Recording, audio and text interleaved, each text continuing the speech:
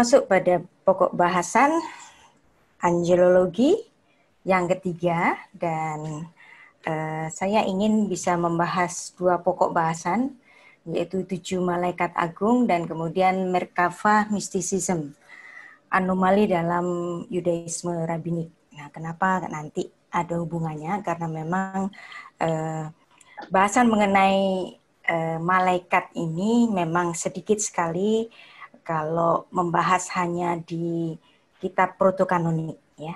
Jadi kita banyak sekali membahas juga sumber-sumber dari extra biblical atau mungkin juga deuterokanonika dan yang lain-lain, ya. Baik. Pada yang angelologi yang pertama, kita sudah membahas etimologi malaikat, sifat-sifat malaikat, tugas malaikat, kapan malaikat diciptakan, gelar malaikat, jumlah malaikat, dan menghakimi malaikat, ya. Juga Allah dalam sidang ilahi, ya. Tuhan Yesus Adonai Sefaot, jadi dia adalah Kurios Pantokrator dalam bahasa Yunaninya. Adonai Ish Milchamah, jadi Allah itu adalah panglima bala tentara surga juga, ya, dan dia adalah pahlawan perang. Kemudian kita membahas juga sudah nama-nama 4 malaikat penjaga, yang dimana 2 malaikat diantaranya itu namanya itu adanya hanya di extra biblical, ada di kitab-kitab tradisi Yahudi. Nah, apakah Yesus adalah malaikat Mikael? Nah, itu juga sudah dibahas. Abraham dan 3 malaikat, Malah Adonai dengan Abraham, dan kehadiran malaikat Rafael yang memberikan kesembuhan kepada Abraham sehingga dia dapat memiliki putra pada usia tuanya pada 28 Juli yang lalu. Wah, sudah lama sekali, jadi perlu diingatkan bahwa ini yang sudah kita bahas.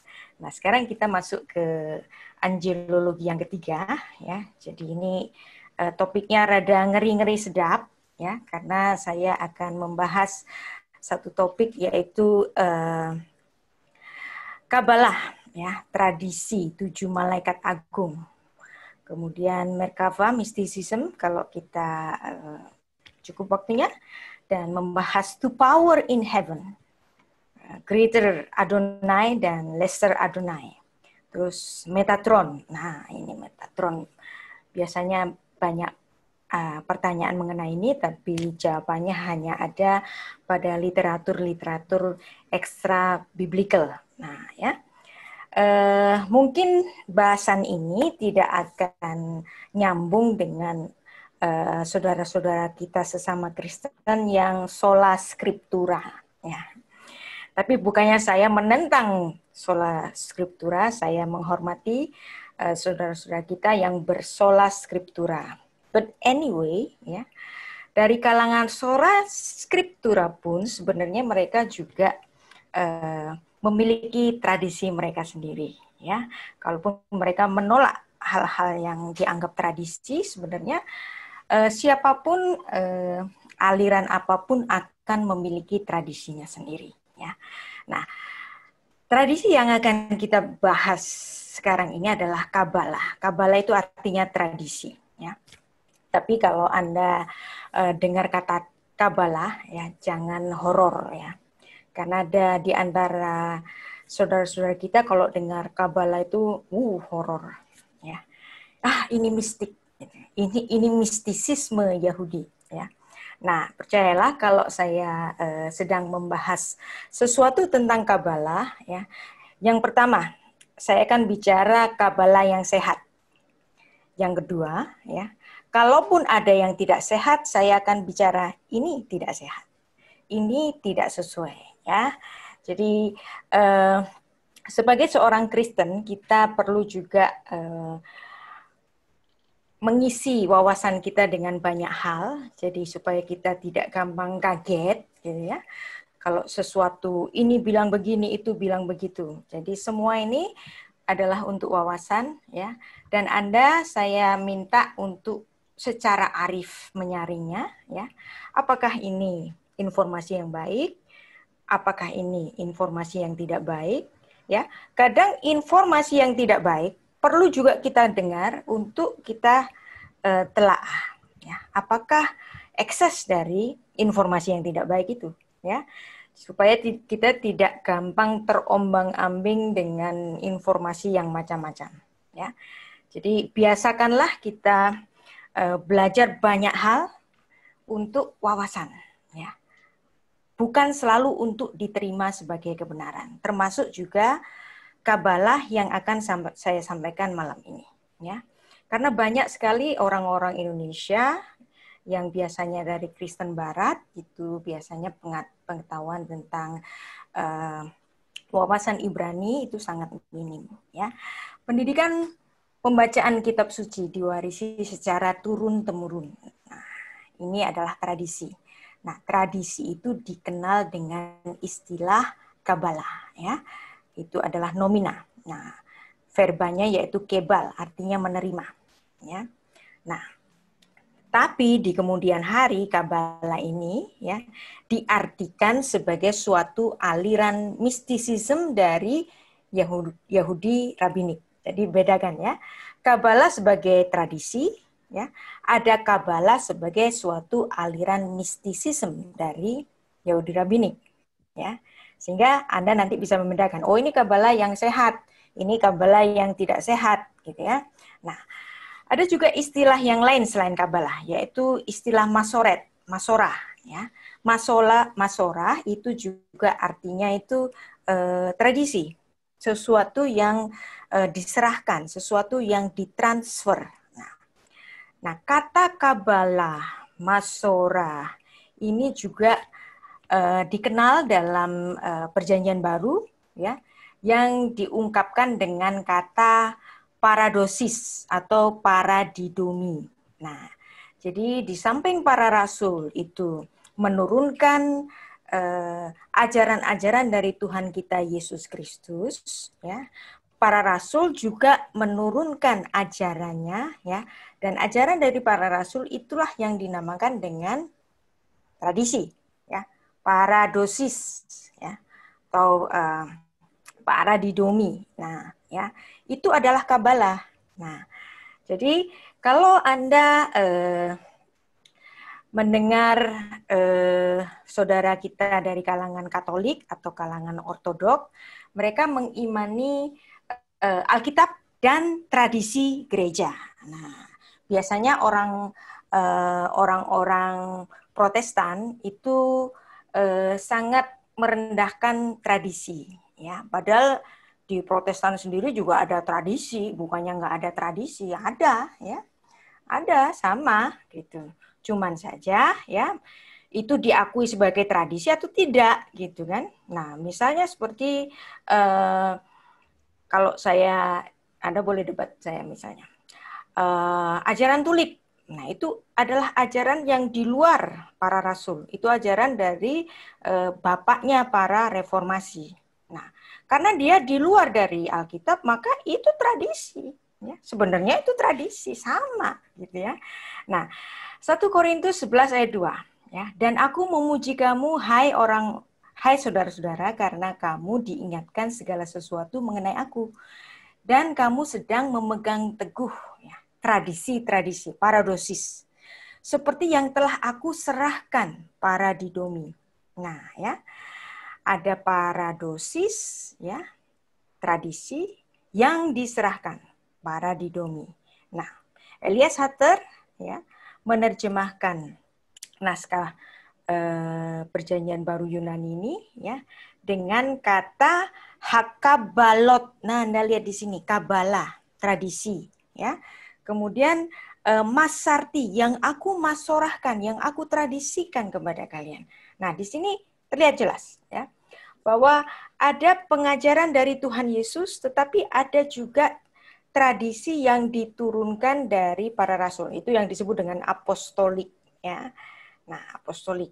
Nah, misalnya pengakuan iman rasuli. Nah, itu adalah pengajaran pengakuan iman yang diwarisi dari para rasul, ya. Bisa diterima. Itu adalah suatu kredo yang nggak ada di Alkitab, tetapi ya, dirumuskan berdasarkan Alkitab. Nah, itu menjadi tradisi. Nah, sekarang kalau kita melihat saudara kita kalangan Katolik, ya, atau kalangan Ortodoks, mereka mengimani kitab suci protokanonik. Ya. Mereka juga menerima Deuterokanonika. Mereka juga mengimani tradisi, yaitu tradisi yang diwariskan dari para rasul melalui gereja. Nah, jadi saya harap kita yang dari kalangan Protestan yang biasanya agak sensitif atau bahkan alergi dengan kata tradisi, ya, saya harap ini tidak terlalu dibesar-besar ya, tidak terlalu dibesar-besarkan, karena setiap aliran gereja sebenarnya memiliki tradisi-tradisinya sendiri. Ya, ada khasnya. Khasnya dari orang Baptis itu apa sih? Gitu. Ya, khasnya dari orang Reformasi itu apa sih? Nah, khasnya dari orang karismatik itu apa sih? Nah, khas ini adalah tradisi. Ya, jadi semua punya tradisi. Nah, tradisi Kabalah yang sehat, ya, yang saya biasa perkenalkan kepada saudara-saudara kita kalangan Kristen di Indonesia yang kurang mengenal wawasan Ibrani, ya, dan itu sebenarnya bagus, ya. Kabalah yang sehat, yaitu hermeneutika Yahudi Pardes. Nah, ini Anda sudah mungkin sering dengar, saya selalu mengajukan mempelajari Alkitab, membaca Alkitab secara pesyat yang pertama. Yang kedua baru remes, deras, dan sot, dan seterusnya, ya.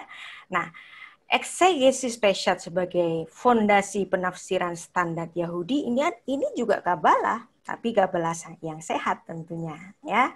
Nah, kenapa harus membaca Alkitab secara pesyat, ya? Karena ya, ayat Alkitab tidak akan pernah meninggalkan ranah pesyatnya. En mikra yotse mide pesyuto. Ya. Maka ini adalah suatu Kabalah yang sehat. Sebelum ini ditafsirkan, ayat ini sebelum ditafsirkan, si penafsir harus betul-betul memahami kata per kata dari kitab suci itu, baru dia boleh menafsirkan, ya, mengeksegesinya. Ya. Ibnu Ezra, Ramban, juga Rashi, semua itu selalu mendasarkan titik awal dari eksegesis mereka itu selalu dimulai dari ranah pesyatnya. Nah, itu adalah Kabalah yang sehat. Nah, sekarang saya bicara tentang Kabalah yang kedua, ya. Hayom Yom, ya. Sekarang adalah tanggal, ya. Kaf Zayin Be'elul, ya. Tahunnya 5780. Nah, Anda lihat di sini ada Elul. Nah, ini secara tradisi, ya, merupakan bulan Elul itu adalah bulan pertobatan, yang dimana dalam satu bulan penuh orang Israel itu mempersiapkan diri mereka, ya, sebagai bulan khusus pertobatan, yang dimana mereka harus membaca sidur tertentu, membaca Mazmur pasal 27 2 kali sehari, ya. Kemudian melakukan puasa 1 bulan penuh untuk menghadapi menyongsong tahun baru, Rosh Hashanah, yang dimana 10 hari kemudian, ya, pada 10 Tisri mereka akan menyongsong juga Yom Kippur, ya. Jadi ada setelah Elul 1 bulan penuh, ya, mereka menyongsong Rosh Hashanah, terus baru kemudian menyongsong Yom Kippur. Nah, jadi Elul ini kalau di Indonesia kita kenal dengan apa ini? Kira-kira ada yang mau jawab? Diwarisi oleh saudara kita. Ini sebenarnya satu tradisi yang baik. Jadi ada 1 bulan penuh untuk merefleksi diri, bulan pertobatan, berpuasa, berdoa. Kira-kira bulan apa ini? Untuk menyongsong tahun baru. Kira-kira apa yang mirip dengan ini? Ada yang tahu?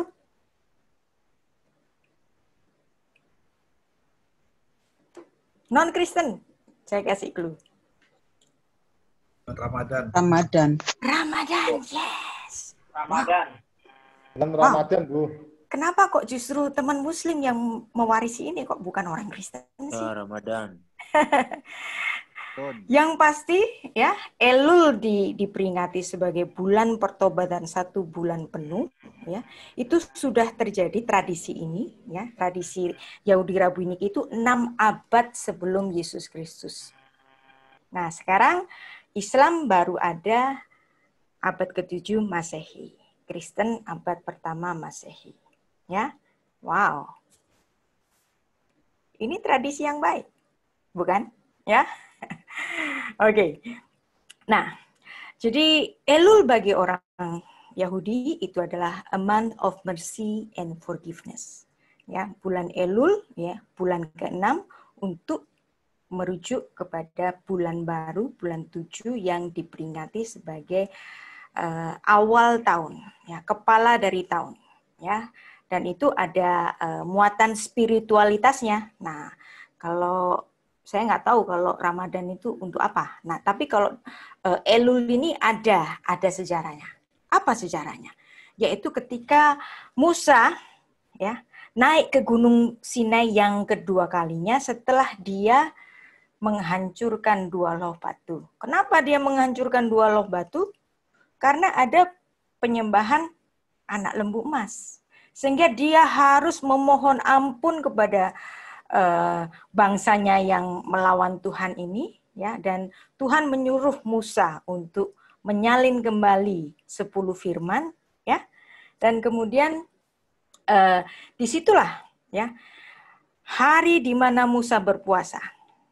Orang-orang Israel kemudian memperingatinya sebagai hari pertobatan karena kejahatan orang Israel ini. Wow, 40 hari kemudian pas Yom Kippur. Jadi ada sejarahnya. Nah, Elul ya, kekasih Allah ya. Umat Tuhan sebagai kekasih Allah itu diambil dari Kidung 6 ayat 3 ya. Di mana gadis sulam itu adalah suatu alegoris dari jemaat Allah yang sangat setia, ya, setia kepada Sang Gembala, ya. Kata ani ledodi, vedodi li, ya. Anda lihat di sini, ani ledodi, vedodi li, ya. Alef, lamet, faf, lamet, elul, ya. Jadi ini adalah satu kata yang diucapkan gadis sulam kepada Salomo. Ya, Salomo kan lagi naksir dia nih, ya, dengan memberikan segala apa yang dipunyainya, kemuliaan. Nah, asalkan dia mau lari dari sang gembala kekasihnya itu. Tetapi apa jawaban dari gadis sulam? Dia tetap setia kepada gembalanya yang kan aku kepunyaan kekasihku dan kepunyaanku kekasihku. Jadi ini adalah jawaban dari gadis sulam kepada Salomo yang menolak cintanya. Dan jawaban ini ya diajukan kepada Salomo 3 kali. Nah, 3 kali itu adalah hasakah. Dan itu menunjukkan kesetiaan dari gadis itu kepada sang gembala. Dan ini menunjukkan satu kesetiaan dari umat kepada Tuhan sebagai mempelai laki-laki. Ani ledodi, vedodili, ya, dijadiin ratu. Dia bilang, Ani ledodi, vedodili, dikasih kemuliaan di Yerusalem. Ya. Ani ledodi, vedodili, nggak mau dia. Ya. Cintanya tidak bisa dibeli. Ya. Nah, ada banyak sekali alegori yang menyatakan umat itu adalah kekasih dari Tuhan. Misalnya, Yesaya 54 ayat 5. Nah, jadi bulan Elul itu disebut oleh orang Yahudi dalam tradisi Yahudi itu sebagai betulah. Apa itu betulah? Perawan. Perawan yang suci. Perawan yang nggak bisa dibeli. Perawan yang nggak bisa digoda cintanya. Ya. Nah, jadi lambang dari bulan Elul itu betulah. Perempuan ini, si gadis sulam. Ya, nah kemudian kalau Anda bandingkan dengan astrologi, ya, yang non biblical, ya, bulan Virgo 23 Agustus sampai September itu lambangnya itu perempuan, Nah, kok sama? Gitu ya. Nah, kok mirip? Nah, misalnya bulan Nisan. Apa gambarnya? Kira-kira bulan April. Kalau horoskop itu apa kira-kira? Bulan-bulan April. Kalau horoskop. Taurus. Ya kan? Taurus. Nah, bulan Taurus itu bagi kalender Yahudi itu bulan Nisan. Ya, bulan Nisan orang Yahudi ngapain? Mempersembahkan milik siapa? Kalau saya bilang tentu saja Alkitab lebih dulu dong, karena filosofi Yahudi itu ada lebih dulu. Karena menurut Philo, ya, Musa adalah the great philosopher ever lived. Ya. Kemudian Salomo, dia hidup 10 abad sebelum para filsuf Yunani itu dikenal. Ya, Thales itu baru abad ke-6 sebelum Masehi, Salomo abad 10 sebelum Masehi. Jadi filosofi Yahudi itu sebenarnya lebih tua daripada filosofi Yunani. Ya, nah ini ada banyak sekali kabala-kabala dari orang-orang Yahudi yang dalam kategori sehat dan baik. Ya, nah ini nanti kita akan peringati bersama hari Jumat, itu adalah Rosh Hashanah. Ya. Kalau saya bikin open class tahun baru, Anda mau hadir? Siap, Bu. Oke, nanti kita putuskan ya. Tahun baru Yahudi. Nah, kita sudah belajar mengenai 4 malaikat yang menyertai Israel. Ya, itu angelologi yang kedua. Ya, ada Mikael dan Gabriel. Nah, ini dua nama ini ada dalam protokanonik. Sedangkan Uriel dan Refael itu ada dalam kitab ekstra biblical, yaitu kitab tradisi Yahudi. Misalnya, Uriel ada dalam Midrash Rabbah, ya, atau dalam Sohar. Nah, kemudian Refael ada dalam Bereshit Rabbah, ya, dan juga komentari-komentari dari rabi-rabi Yahudi, misalnya Rambam, Rashi, ya, juga ada dalam Yoma. Nah, ya, jadi semuanya ini yang dua ini ekstra biblikal. Nah, kenapa? Ya, karena memang Alkitab itu ya bicara tentang manusia, bicara tentang sesuatu antropomorfisme, ya.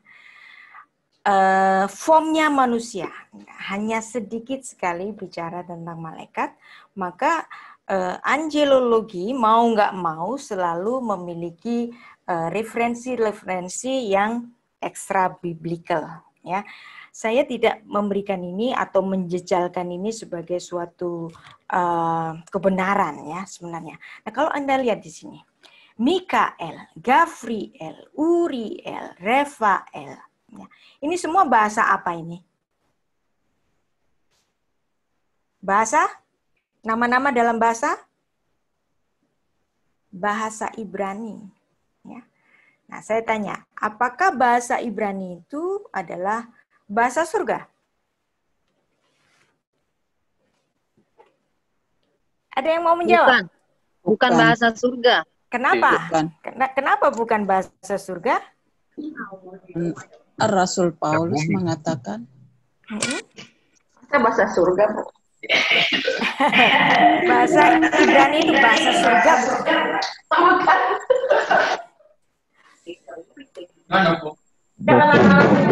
Nama surga gitu ya, nama-nama LL. Ya, Mikael, Gabriel, Uriel, Refael, semua ini adalah bahasa Ibrani. Ya, tetapi ini bukan bahasa surga. Ya, karena ketika Rasul Paulus diangkat ke Firdaus, ya, 2 Korintus 12:1 ayat 6. Ya. Ayat 4-nya dia mengatakan, ia tiba-tiba diangkat ke Firdaus, ia mendengar kata-kata yang tak terkatakan, yang tidak boleh diucapkan manusia. Nah, Paulus ini adalah orang Yahudi, ya. tentu saja dia bisa bahasa Ibrani, ya. Karena dia apalagi dia seorang rabi, ya. Dia tahu bahasa Ibrani, dia tahu bahasa Aram, dia tahu bahasa Yunani. Tetapi ketika dia diangkat ke Firdaus, dia mendengar kata-kata yang tak terkatakan, yang tidak boleh diucapkan manusia. Berarti di Firdaus, di langit ketiga, ya, di langit tempat Allah bertata, punya bahasa yang sama enggak dengan yang di bumi? Tidak, ya. Sehingga kalau misalnya nama Mikael, Gavriel, Uriel, Refael, apakah itu dipakai di surga? Ini kan bahasa Ibrani, ya. Mikael artinya apa? Mikael, siapa seperti El, siapa seperti Elohim? Tidak ada, ya. Gavriel dari kata gever, ya. Laki-laki perkasa, El Tuhan. Jadi laki-laki perkasa dari Tuhan. Uriel dari kata or, ya. Or itu cahaya, El cahayanya Tuhan. Ya.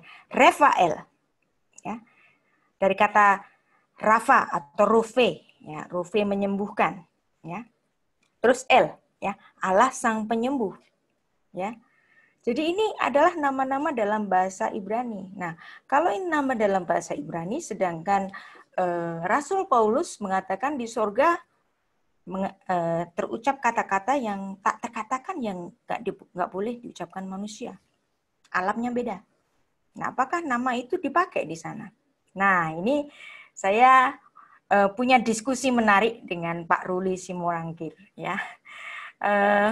Beliau memberikan satu pengandaian. Malaikat, ya. Kita tidak tahu nama dia di surga.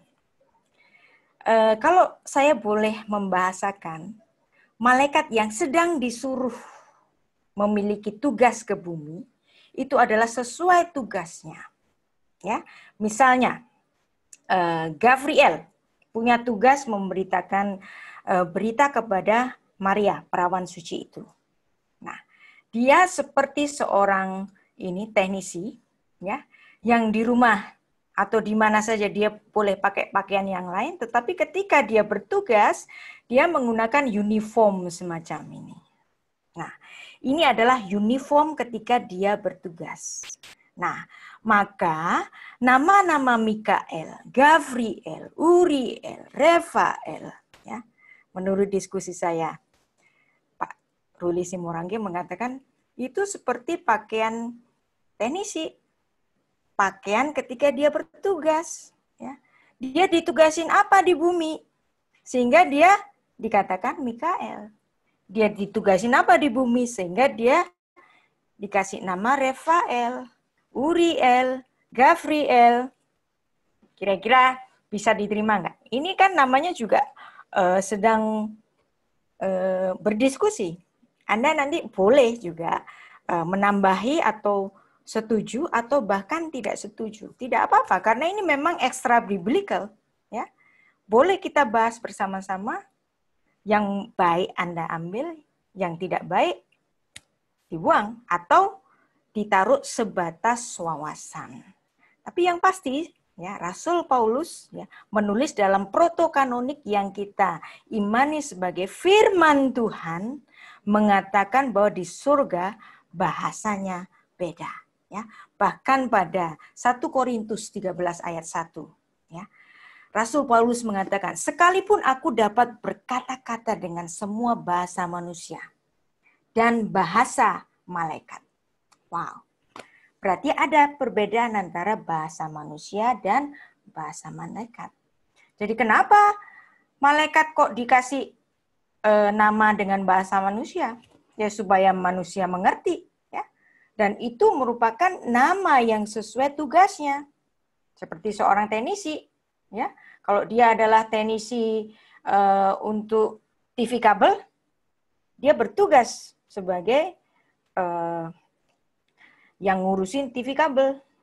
Teknisi yang ngurusin listrik, dia bertugas yang ngurusin listrik. Demikian juga para malaikat yang diberi nama-nama secara antropomorfisme dalam bahasa manusia. Tetapi, ya, nama ini tidak dipakai di surga karena di surga bahasanya lain. Apa bahasanya? Nggak tahu. Nanti ya, kalau Anda dan saya sudah masuk ke langit baru, bumi baru, ya, nanti kita akan bersama-sama menggunakan bahasa itu. Ada amin di sini? Nah, sekarang ya, setiap kali bertanya tentang nama dari sesuatu yang divine, sesuatu yang ilahi, ya. Nah, Mal'ah Adonai, malaikat Tuhan, ya, Mal'ah Adonai. Ya, Mal'ah Adonai dalam teologi Kristen itu dia adalah merupakan teofani dari Allah. Allah yang menjelma sebagai malaikat. Ya, nah, sekarang ketika ini bapaknya Simpson ini, ya, kemudian berkatalah Manoah kepada Mal'ah Adonai itu, siapakah namamu? Sebab apabila terjadi yang kau katakan itu, maka kami hendak memuliakan kau. Ya. Tetapi jawab malaikat Tuhan kepadanya, mengapa engkau juga menamakan namaku? Bukankah nama itu ajaib? Ya. Veli di sini, kata veli, ya, itu adalah secret atau beyond understanding. Tidak terjangkau. Di luar jangkauan manusia. Ya. Nama Tuhan, nama malaikat pun, ya, yang ada di alam yang berbeda dengan kita, yang di Firdaus sana, menggunakan bahasa yang tak terkatakan. Sehingga ketika Manoah bertanya kepada Mal'ah Adonai, ya, siapa namamu? Ngapain tanya? Bukankah nama itu tidak terjangkau olehmu? Ya. Nah, jadi boleh kita katakan, ya, seperti